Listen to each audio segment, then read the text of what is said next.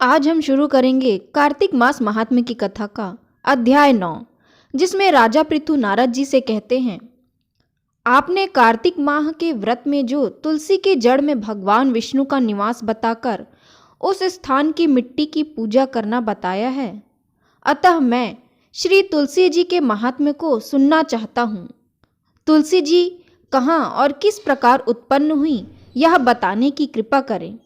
नारद जी कहते हैं, राजन, अब आप तुलसी जी की महत्ता तथा उनके जन्म का प्राचीन इतिहास ध्यानपूर्वक सुनिए।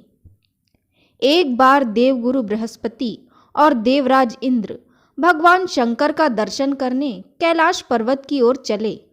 तब भगवान शंकर ने अपने भक्तों की परीक्षा लेने के लिए जटाधारी दिगंबर का रूप धारण कर उन दोनों के मार्ग में अवरोध उत्पन्न किया।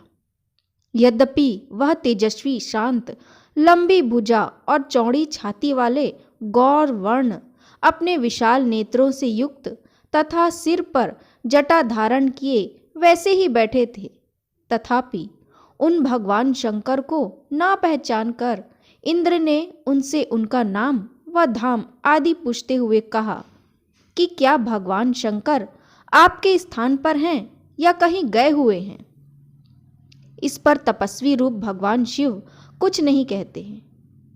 इंद्र को अपने त्रिलोकीनाथ होने का गर्व था। उसी अहंकार के प्रभाव से वह चुप किस प्रकार रह सकता था। उसने क्रोधित होते हुए उस तपस्वी को धुड़क कर कहा, अरे, मैंने तुझसे कुछ पूछा है और तू उसका उत्तर भी नहीं देता।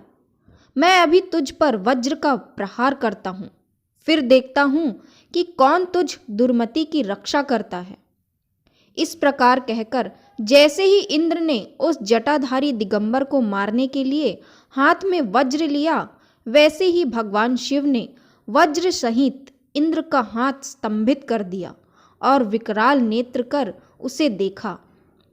उस समय ऐसा प्रतीत हो रहा था कि वह दिगंबर प्रज्वलित हो उठा है और वह अपने तेज से जला देगा।